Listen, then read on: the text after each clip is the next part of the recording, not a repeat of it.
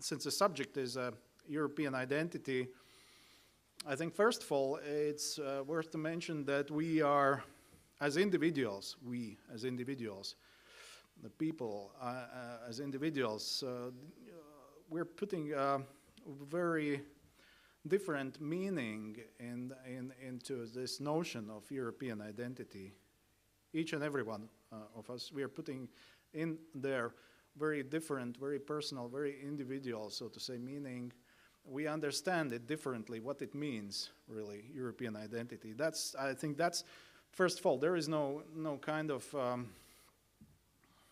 unified definition what it really means.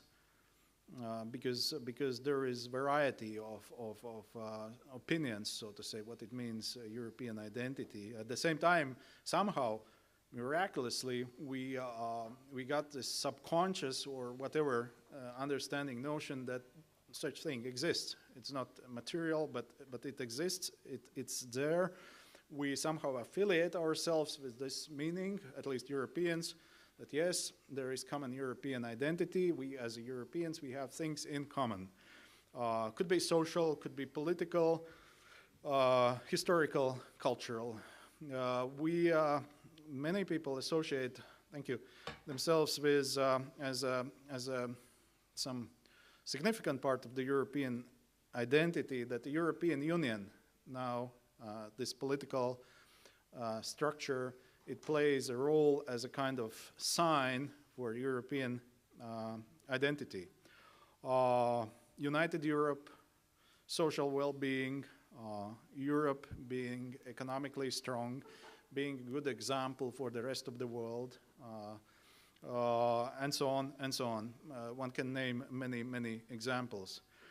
To some extent, this notion, and it's again individual, it is confronted with the national identity. In some cases stronger, in some cases weaker, but one can trace it. Yeah, there are cases when this European identity, or particularly when we refer to some political structure like European Union, that there are cases when it is confronted with national identity. And I can touch upon really later upon those cases in particular situations. Well, there are particularly, I think, two driving forces closely linked. It's a visionary thing, at least, or visionary politicians, ideas, visions, and economic interests. And both things are very, very important. There's also cultural heritage, cultural history, experience, and this is also a very important thing. But I think this political driving force and economic or business driving force, those two things are very, very important. I think the European Union as a structure, as a result, as political union, is very much based upon economic interests and political vision. At least that was the beginning in my understanding. I'm here expressing only naturally only my individual views, and they are not affiliated or they are not, so to say, official kind of views of my country or my government. So my personal opinion is that, yeah, indeed, I mean, the beginning of the European Union after the Second World War, that was, first of all, the experience in Europe of the really tragic results of the Second World War, and the general wish and feeling in the society that those horrible things should not be repeated, and the question mark how we move forward and how we avoid those mistakes in the future. Out of that, and strongly supported by economic interests, basically emerged the European Union, how, in a way, how we know it, how we recognize it. That's my understanding. One can assume although at the same time there will be many who will deny it. One can assume that basically it is kind of project stemming or coming from political elite or political and business elite. And sometimes it may happen to be a little bit distanced or distracted or a little bit separated from kind of general feeling or general, so to say, tendencies in the society, within the society, in all countries of the European Union. Yeah, that might be so, but I think to promote some idea, one has to have some driving force which is driving the whole process, which is organizing, which is financing the whole process. And definitely when there is a business interest for greater market, for more political unity, and more political role that European Union or Europe is playing in the world, then this idea is very much being supported from the business and political circles. And eventually, in the end, all the society benefits from that. I'm a little bit afraid that I sound too technocratic, but that's how one can explain in very simple terms how I see the whole structure and the being and functioning of the European Union. I have served in Brussels, and of course, yeah, I mean, it's pretty impressive how the whole machinery is working and living its everyday life. Sometimes I got the feeling that it is a little bit distanced from the real day life on the street and from real destinies, real ideas, from the real people, from city of Brussels or country Belgium or some other countries. But that's I take it as a kind of political machinery and the head, so to say, of political union, and that's how things are. I would say that today, due to economic crisis, we are experiencing sort of a test drive for European Union, to some extent also for this European identity idea or notion.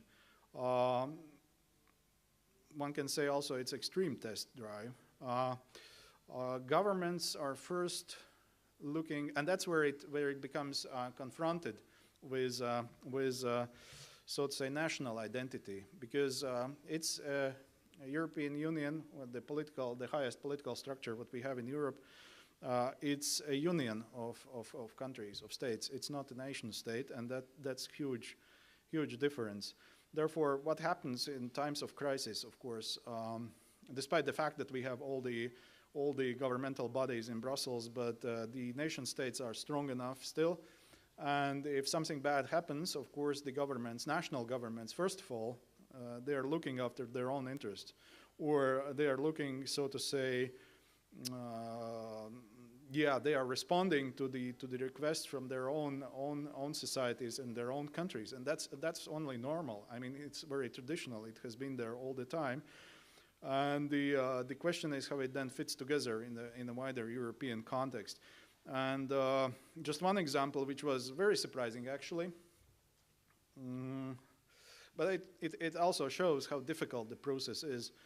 The crisis, the economic crisis in Greece, when we were looking how it was reflected in the media, I was very much surprised when this in this discussion came up, the issue, and it was raised by politicians actually in Greece, about the compensation of what was done, the wrongdoings of German army in Greece during the Second World War.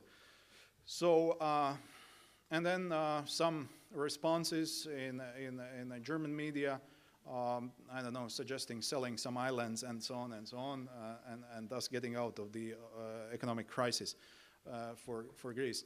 So that only shows, I mean, how fragile, or one can scratch the surface and suddenly the kind of old things come up on the surface, and how fragile really it is. And it doesn't happen automatically. I mean, all the good things. I mean, we cannot take it for granted. I mean, it's not that simple.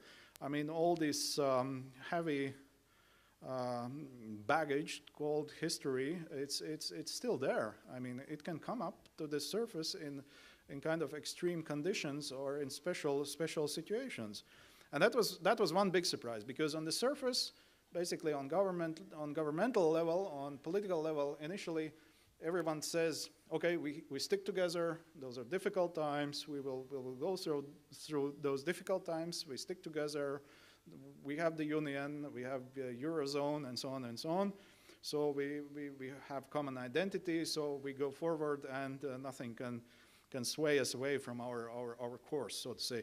Apparently, it's not that simple. When the real crisis comes forward, it's not that simple. And this particular situation shows how this European identity is immediately, or could be immediately, confronted with national identity and with historical experience and heritage.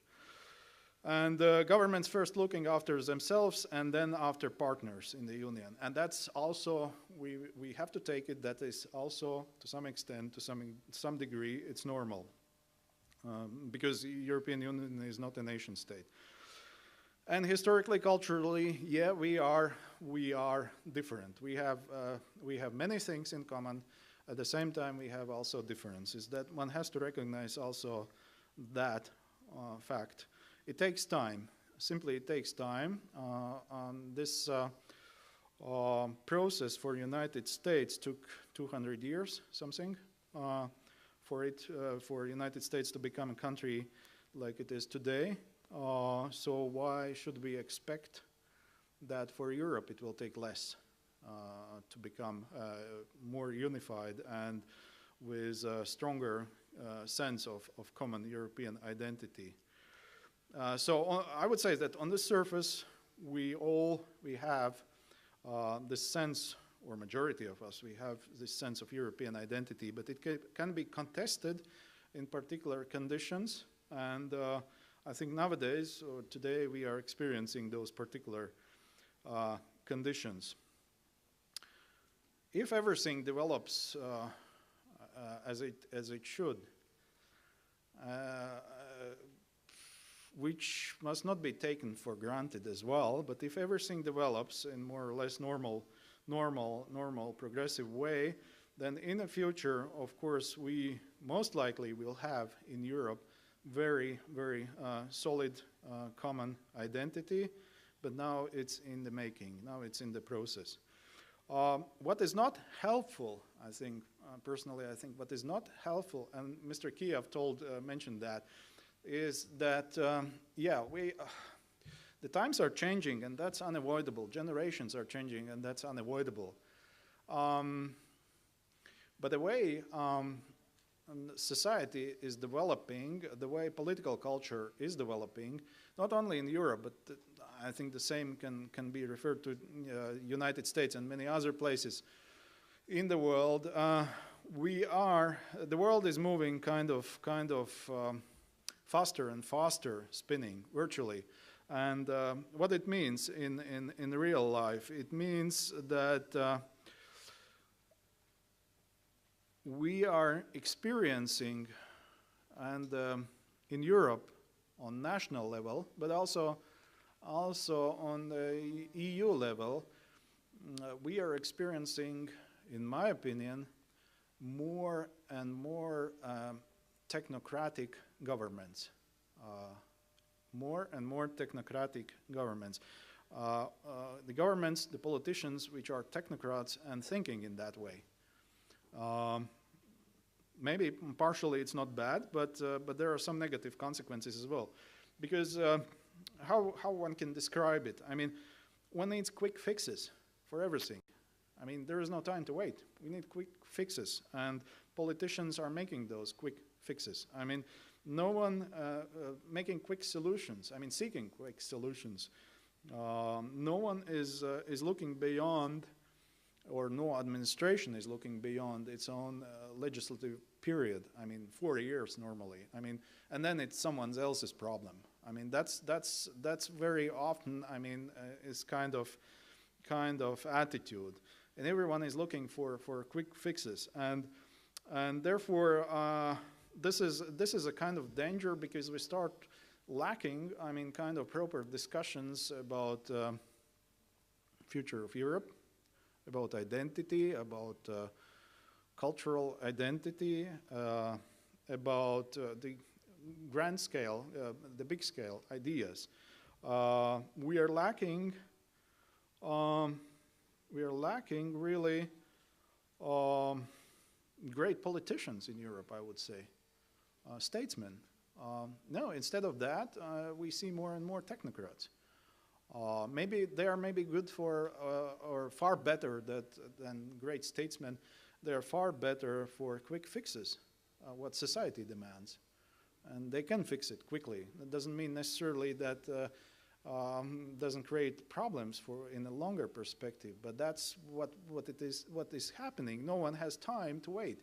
One is so to say, screaming, the society is screaming for quick fixes. We need to fix this, we need to fix that, pensions, we need to fix medical care, we need to fix the budget, we need to fix this and that, and we cannot wait. No one can wait. So basically, that creates this kind of technocratic government, which is very, very much ready or forced to be ready to make those quick fixes. And this is a big, I think, challenge for a kind of greater good or long-term perspective in Europe, creating long-term, so to say, a stronger identity, stronger European Union with some purpose and ideas where we are going, why we are doing this or that, and what's the meaning of the whole thing. So, and you can really observe political campaigns in European countries and what kind of slogans the parties are using.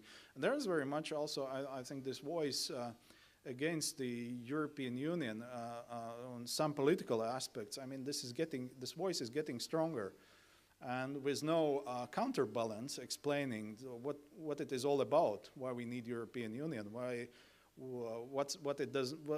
does it mean, European identity. I think there is some factor of risking sliding back in kind of national identity, strongly confronted with a European identity in the future. I think the risk is there, unless there are some corrections or some additional effort is made there. So it's not that simple or cloudless, so to say, future or perception that yes, everything is fine. I mean, we have everything. I mean, European identity, it's there. Everything is there, put in place. So we don't have much to care about it. It's there. It's taken for granted. It's not at all. It's not at all like that. And there are many risks and challenges ahead of us. So that's kind of view about the European identity and identification with Europe. From my side, I hope it's not too much technocratic, since, I feel myself also, I mean, part of of course, state system machinery and so on, but doesn't mean that we don't think. We think quite often. I mean, what's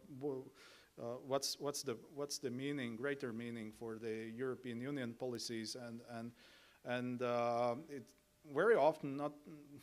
Let's say very often there are situations that it's very difficult for some particular things to find so to say, justification or how it fits into some greater scheme, because national interests are involved also, and that confuses the whole picture. But on national level speaking, how it was with Latvia, a small country, of course, for us after regaining the independence in 1991, I mean, we joining the European Union and NATO, it was the those were two main foreign policy goals to be achieved. And how we justified that, I mean, in internal political debate, we said, yeah, that's part of the European identity. That's what we are going after. I mean, that's our return in Europe, despite the fact that NATO is transatlantic being, but nevertheless, it was perceived in Latvia that, yeah, that's also those political structures, they are part of our identity, of our European identity.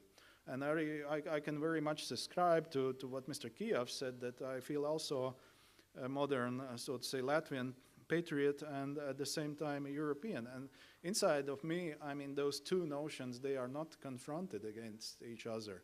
So that comes organically, so to say, or naturally. And there is no, in my mind, there is no kind of confrontational element in that. So that was how it was perceived on national level. Of course, yeah, I mean, one cannot describe the European identity only with political structures. You can ask then some Norwegian, if Norway is not in the European Union, do they feel less European for that, or Swiss? No, I think not. I mean, they are also part of Europe and with their own history and heritage and culture, and this is a part of Europe, despite the fact that they are not in NATO or European Union.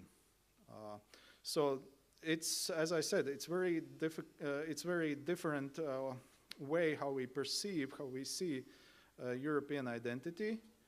It cannot be touched in a way, kind of physical way, but one can say that, yeah, it's there, and then we put each and every one of us, we put kind of a little bit separate or a little bit different meaning into that notion.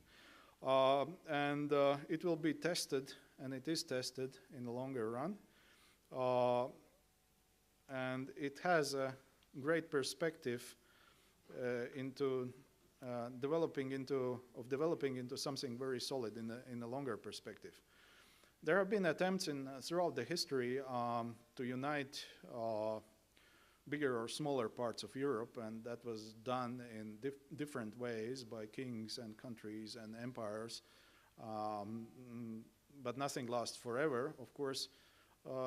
So we will see how this great project, which is called European Union, how it develops, and hopefully it doesn't lose, so to say, the deeper, so to say, meaning and idea about the development, which direction we are going, and why, and what we are making in a longer perspective. What are our goals to be achieved? So everyone has to have a certain goal and certain, so to say, meaning. So that's kind of quite a lengthy explanation from my side how I understand this term European identity. Thank you. But if you have questions, I would be at least trying to answer them. Thank you very much. Once again, we have another European amongst us. Yeah. Surprise, surprise. Thank you very much for your reflections. I see many hands, and okay. Maybe at this point, let's start on this side, and then we'll go to that side just for a change. And then I'll start on here, and then we'll move our way to the middle. Thank you. You said that the European identity is quite abstract. And what do you think has to be done to make it more, to make it more to something that people can relate to, that right. Even people who, like you worked, for example, in Brussels, so it's, you feel European in a way. Sure. But how do we make people that don't have this relation to Brussels, for example, also feel the European identity?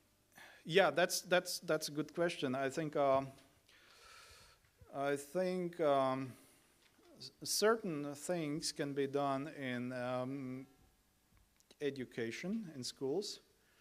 Certain things can be done with cultural exchanges among countries, and I don't know how, but I believe partially it's already happening because European Union also is devoting some money for all sorts of cultural projects and heritage and so on and so on.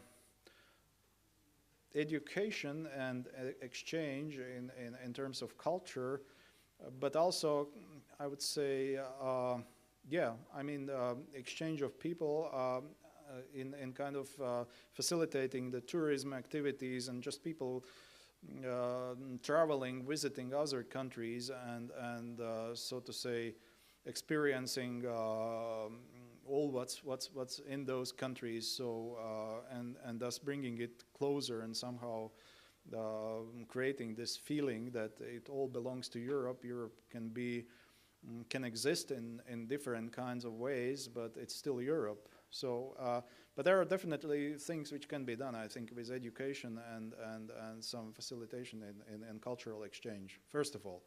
But as I said, very much also depends from political climate and kind of, what kind of politicians we are having on national level also, but also in Brussels. It's not a simple answer. I would say also it matters. I mean, the time matters. I mean, it just requires some time. It's a relatively new project. I mean, after the Second World War, okay, I mean, beginning of 50s and 60s, I mean, it's not such a long time. I mean, 50 years or 60 years in the history of mankind, it's nothing, basically.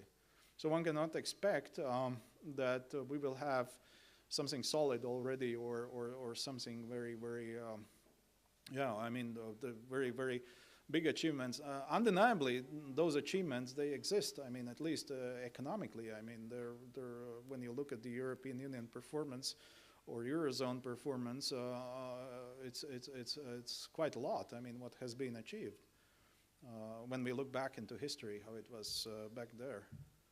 So that's it's not an easy question to answer, but at least a couple of things can be done better, definitely.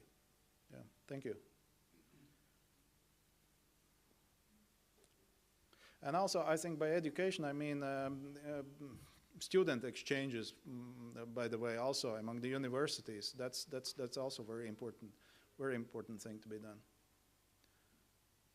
Well, thank you very much for your more realistic point of view, at least in the first part of the speech.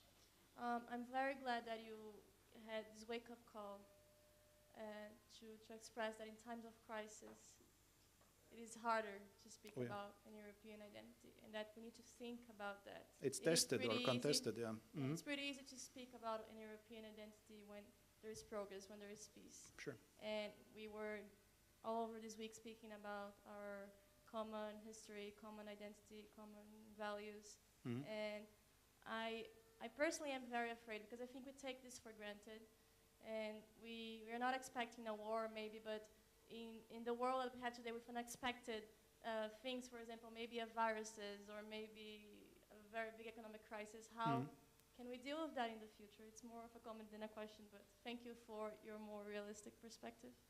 Thank you. No, I think I think the existence, when we speak about European Union as a part of European identity, then the very existence of the European Union is beneficial in that way that to deal with such kinds of crises, all kinds of crises actually, it's better to have one or to have this union than not to have one, because I think on individual basis it's much harder for some countries to deal with different sorts of crises. And I think the one thing which is pressing us or compressing us together, or countries in Europe, is this global economic development, or the way the economy is going ahead. The question is whether we like it or not, or whether we are happy with everything what comes with in that package, comes with this kind of pressure in that package. How it affects us, because it affects us, every member of society, because it changes our our everyday life, basically. And it's driven more and more by global economy. That means that our jobs are changing, and the the way of life society is living, it's changing due to various factors, immigration or some other factors, and there are big changes, and that's the challenge. But I think for the existence of let's say bigger union or European Union, it's beneficial because it helps us ultimately to deal better with all sorts of challenges.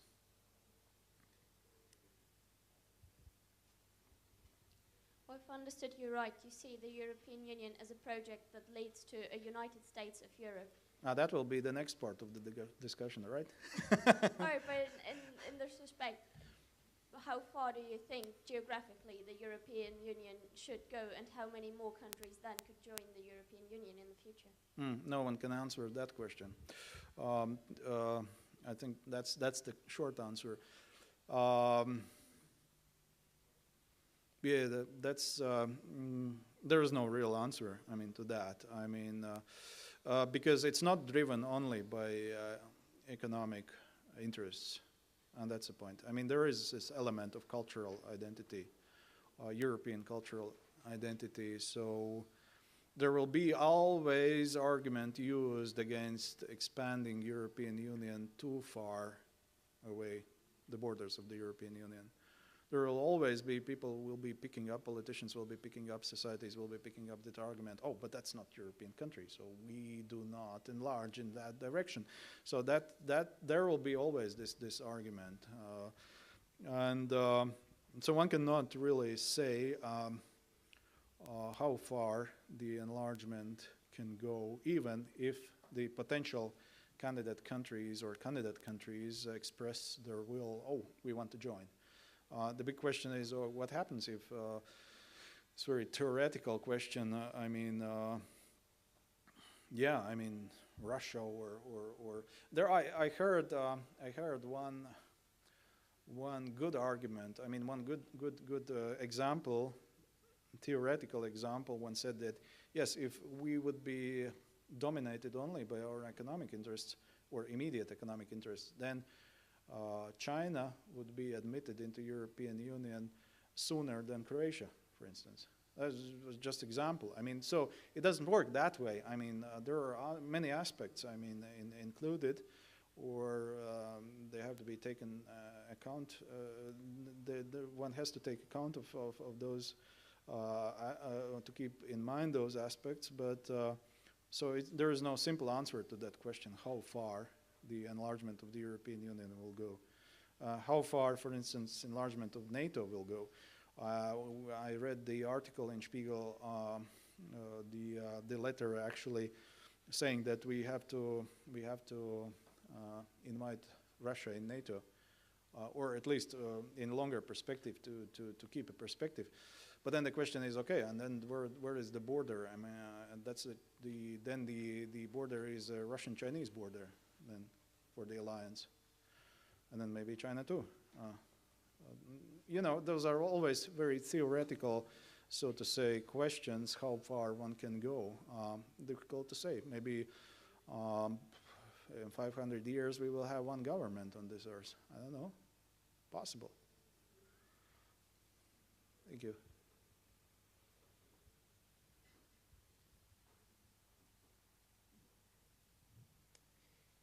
You mentioned that there is a discrepancy between rhetorics and action. That we preach Europe, but in times of crisis we see that we have to, or we think that we should act within national borders. What I observe is that we have a national rhetoric, so we understand perfectly that we are more and more European, and that we have to tackle those problems on a Europe-wide level. But we think that I mean, there is much to win for us domestically.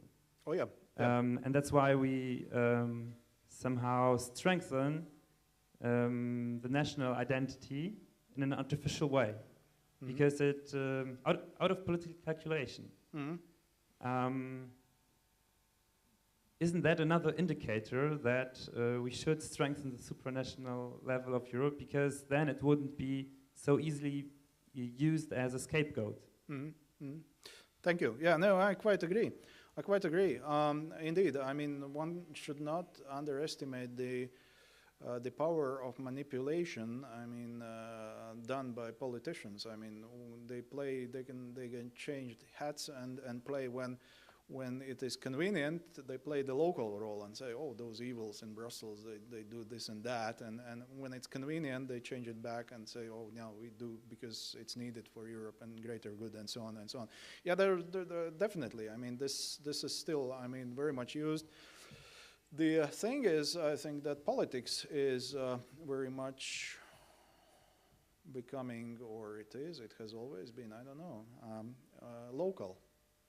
I mean, one can say that politics is local to a great extent. The politicians, well, it depends from political system, what kind of system you have in the country, but basically they respond or they answer to people who elect them, so to say, in national parliament or in European Parliament, and to an extent, or to a large extent, or larger extent, the politics is local also. So there will be this element. I don't know whether it will disappear someday. Maybe not. Difficult to say. It can only disappear in one way. If this kind of migratory movement is so large that it basically dissipates or it changes so much the community that it is not local anymore, or not local in the previous way. But this is also very, there are many risks in that process also. I mean, because it can always spark some, and that's why, I mean, the kind of nationalistic moves and so on, we say, yeah, well, there is too much immigration, we cannot cope with that. This changing our society ultimately, and it is not like it was before, we want it back, something like that. I mean, you can experience those arguments also in election campaigns in Europe, all over, basically. So there is this risk also exists. But I agree, I mean, we have to counterbalance, or to seek somehow to counterbalance that. The point is that the whatever economic development and political development we are having, it is confronted with the past. I mean, with previous experiences of individuals, communities, and basically because it brings changes in everyday life. And for some people, it will be always difficult to accommodate those changes, to get used to those changes, because they want to keep it as it was. They want to keep it as it was before, and they don't want changes. There's also a phenomena. I mean, there are many such things in individual humans. I mean, and doesn't necessarily all fits into kind of description of or regulation of the regulations of the European Union. Thank you.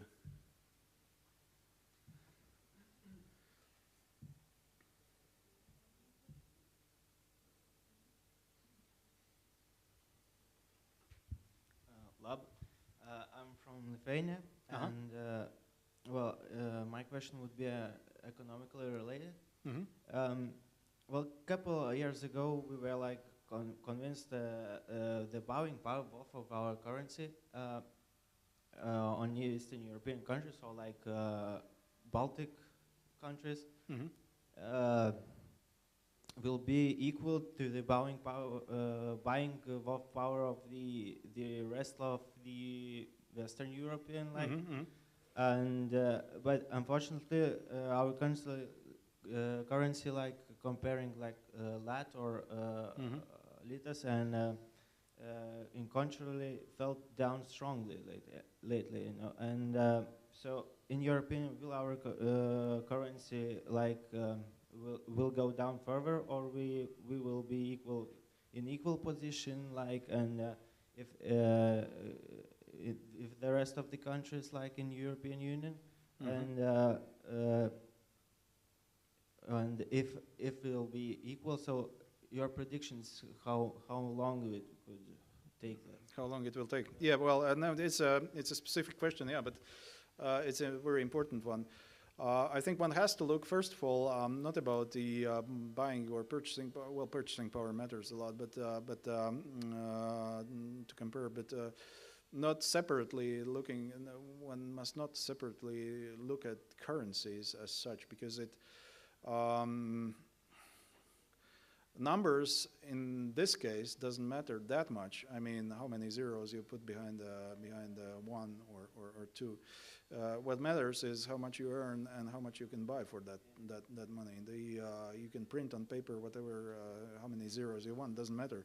But what matters is the competitiveness of your economy, productivity of your economy, and from that, the result is basically GDP per capita, and that is comparable, basically, yeah? Because that's indicator for living standard, very much so. The question is how we get the same or equal or pretty much close capacity or GDP per capita as it is in Western Europe, and how we elevate ours, so to say. Yeah, this is a big challenge for Eastern Europeans. Of course, this crisis is a major setback.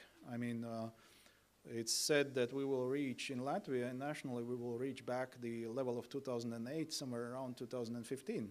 So we have been thrown backwards, so to say, quite a lot. Some people say, oh, yeah, forget it. For next 50 years, you will not get anywhere close to the level of living standard of the Western Europeans. I wouldn't be so skeptical, so to say, because 50 years, that's, in this case, again, not in the history of mankind, but in this case, it means a lot. I mean, in 50 years, a lot of things can happen. If we look back in 50 years in Europe, then it was totally different picture then, yeah. And what has been achieved in 50 years, it's quite impressive, yeah. Restoring countries from ruins of the Second World War and basically raising the living standard from nothing to very impressive level, yeah. So one shouldn't be too skeptic, but it's a major challenge, I think. It's and it's everyday challenge, basically, how our economy will look like. Whether there will be enough jobs, whether jobs will migrate, what will replace those jobs. If you have no enough jobs, that means that probably demographically your population is decreasing. If it happens, and that's partially true in Latvia, because of emigration, we are experiencing emigration in Lithuania too. To some extent in all Central Eastern Europe, this is a matter of fact. Then the rest who are staying there, they have to pay more for infrastructure to maintain it. Those are huge challenges, and yeah, I mean, this is therefore we see also some conflicting elements. The people who say to hell with that. I mean, we don't need any global kind of economy, or it only destroys our everyday business and lives, and we go back to that but it's impossible, of course, to go back to something, but we don't want any more changes, yeah. But the problem is we have to adapt. That's reality.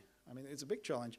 It's not only for us a big challenge. If you follow closely the processes in German economy, I mean, it's also a huge challenge for post-industrial country, and then the competition is all over the world. I mean, China included, and the question is how many jobs we can retain, or how many jobs can be retained in Germany, how many will migrate away to somewhere else. And that's a big issue, and each and every government has to cope with that issue, to be innovative and to think ahead, basically looking ahead around what's coming around the next corner. That's a continuous challenge for the government. Thank you.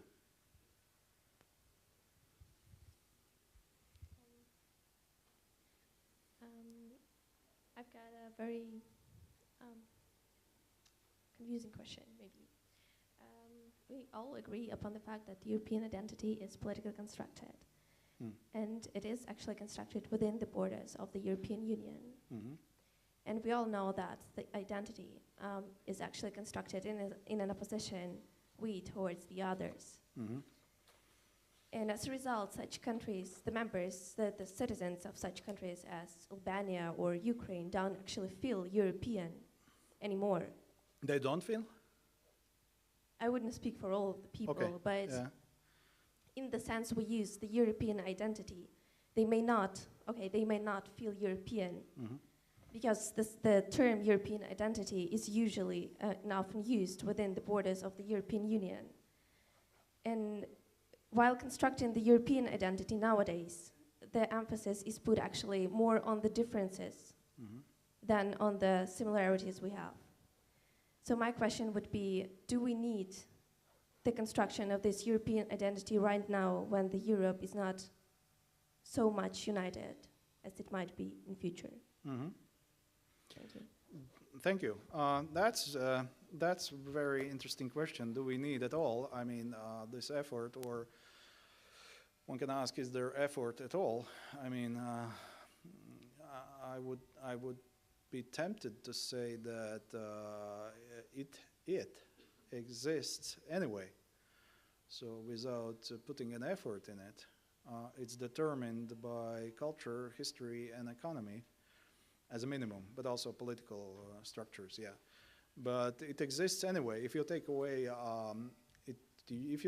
political structures, then kind of cultural element, historical element, it's still there. I mean, is anyone constructing the European identity against someone? Depends. I wouldn't be convinced that in a hostile way. No, I wouldn't say so.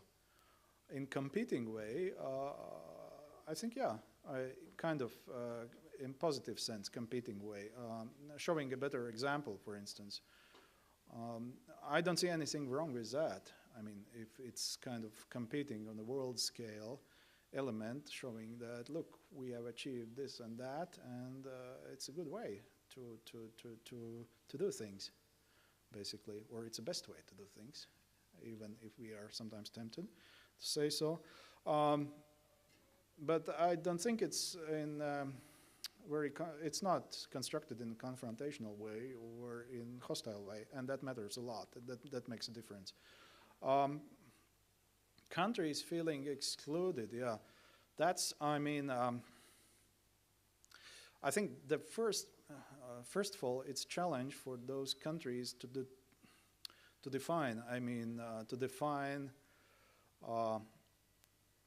where they are, how they're going, what's their identity, where they belong, or its entity in itself. Like, I don't know, we look Chinese or Russia sometimes. They say we don't need anyone else, so we are by ourselves. We are fine. Just we don't need anyone else. We are a nation state, and so on and so on. That's also an option. I mean, at least for a time being. But that's, first of all, I think the first step or first thing is the countries or societies themselves, they have to determine, to come to a conclusion, whatever compromise or whatever, in a very theoretical debate, so to say, what it is there, what kind of identity they have, and what they are going to do about it or with it, so to say, how they use it, and where they see their place in Europe. Or I don't think that Albanians in majority would say that they don't belong to Europe. I know that this might be a little bit more complex issue in Ukraine.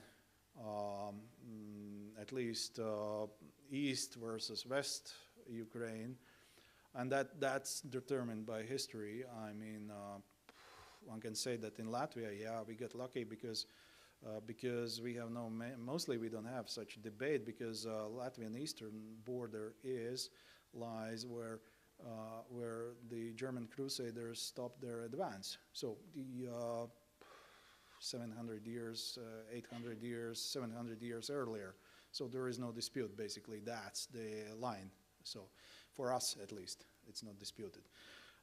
What one can create many theories. What would be if, I mean, the history would have been different? I don't know. I have no answer for that. I can base my judgment only on the reality what we have. So it's difficult also to give some prescription, so to say, for other countries. How should other countries, other societies, how they should feel, or how they should organize their own life? That's almost impossible, I would say. I'm not in that position to give such a prescription. Sorry. Thank you. Thank you very much, Ms. Ambassador. I would like to offer that we take now a small break until 5:30, and then further questions can be answered during the panel discussion. Sure. Thank you. Thank you very much. Thanks a lot.